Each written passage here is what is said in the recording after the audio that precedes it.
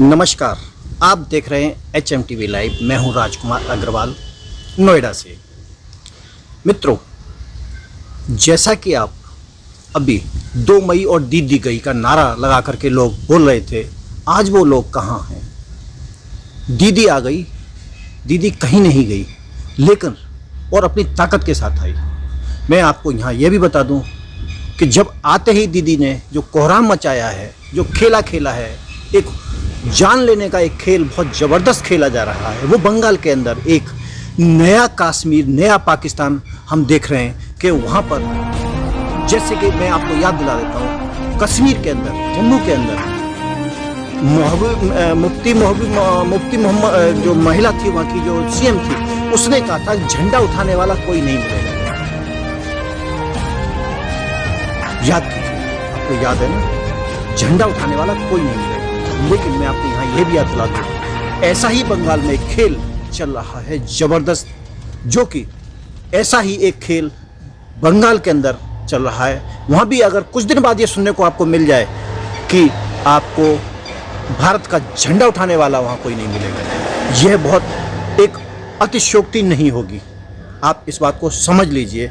बहुत जल्दी एक ऐसा खेल बंगाल में खेलने वाला है, होने वाला है, जो कि वहाँ से इस तरह से हिंदुओं का जो पलायन हो रहा है, और हमारे देश के राष्ट्रपति, हमारी देश की सुप्रीम कोर्ट, हमारे देश की हाई कोर्ट्स, हमारे देश के वरिष्ठ नेता जो इस समय केंद्र में राज कर रहे हैं, उनको भी ये दिखाई नहीं दे रहा है कि बंगाल में कैसे हिंदुओं की नृशंस हत्या की जा रही है। और हिंदू ही नहीं, ये पूछ पूछ करके आपने बीजेपी का साथ क्यों दिया?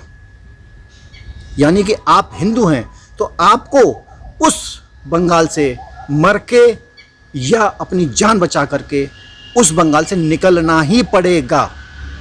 आप इस बात को अच्छे से समझ लीजिए कि उस बंगाल से आपको जिंदा तभी निकल सकते हैं अगर आप वहाँ से पलायन कर जाते हैं। और हिंदुओं की तो ये बहुत पुरानी आदत है, पलायन करना जाए तो पलायन करना कोई हिंदुओं के लिए कोई बहुत बड़ी बात नहीं है। हाँ, हिंदुओं की आदत में भी है। जब देश आज़ाद हुआ था, उससे पहले भी मुगलों ने जो अत्याचार और आतंक मचाया था, तब भी हिंदू पलायन करते थे। उसके बाद में उत्तर प्रदेश में आप देखिए, इस देश के अंदर जो एक कैराना एक जगह है, वहाँ से भी हिंदुओं ने पलायन किया था। ये पलायन कर करके आखिरकार हिंदू जाना कहाँ चाहता है? वो कौन सा ऐसा देश है जहाँ पर हिंदू सुरक्षित रह सकता है? मेरे ख्याल से इस देश में, हिंदुओं के देश में भी अगर हिंदू पलायन करेगा तो कहाँ जाएगा? आप थोड़ा सा इस पर भी विचार कीजिए। बात चल रही है बंगाल की। बंगाल इस समय ममता दीदी के जो TMC के जो शुभचिंतक हैं और शुभचिंतकों ने जो आतंक इस समय मचा रखा है बंगाल के अंदर, वो एक ऐसा आतंक है कि अब हम उससे मुंह नहीं मोड़ सकते, आंखें बंद नहीं कर सकते। आए दिन नित दिन ऐसी घटनाएं की वीडियो हमारे पास में आ रही हैं कि वहाँ पर जिंदे आदमियों को कैसे सड़क पर डाल करके मारा जा रहा है, कैसे लड़कियों को नंगा कर दिया जा रहा है सड़क पर, और उसको लेकर के जाया जा रहा है, और उसको कहा जा रहा है कि अगर आप बीजेपी का साथ दोगी तो हम आपके साथ ऐसा ही करेंगे, अगर आप बीजेपी को छोड़ देती हो तो हम आपको छोड़ देंगे। इस तरह की वीडियो बंगाल से इस देश के अंदर बहुत ज़्यादा तेज़ी से चली आ रही हैं, और लोग अपनी जान बचाने की भीख मांग रहे हैं। वो कार्यकर्ता जिन्होंने बीजेपी के लिए काम किया, मैं कह सकता हूं कि बीजेपी ने 3 सीट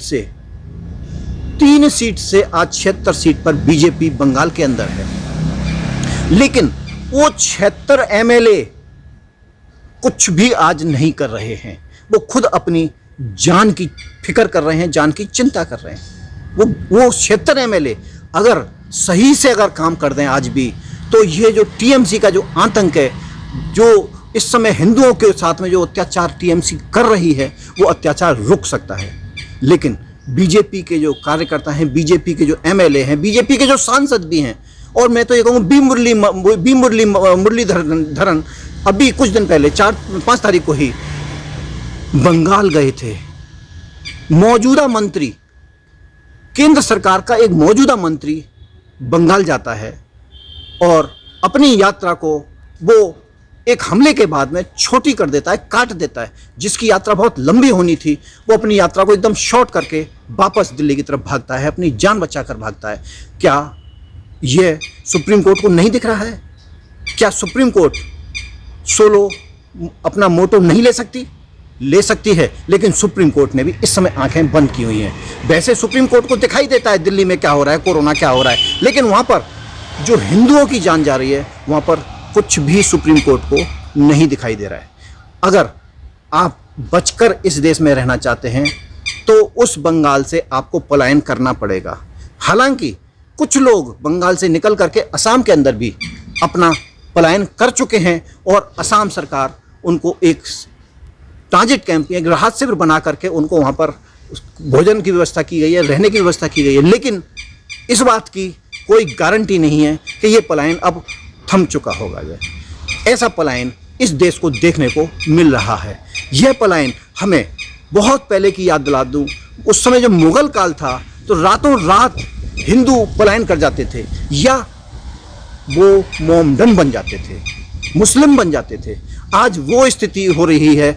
वही बंगाल है, वही हिंदुस्तान है। उसी बंगाल के अंदर या तो आप मुसलमान बन जाइए अपनी, अगर जान आपको प्यारी है, नहीं तो आप बंगाल को छोड़ करके पलायन कर जाइए अगर आपको जान प्यारी है। तो मित्रों, आप समझिए ये देश में क्या चल रहा है। इस चीज को हमारा देश कब तक देखेगा?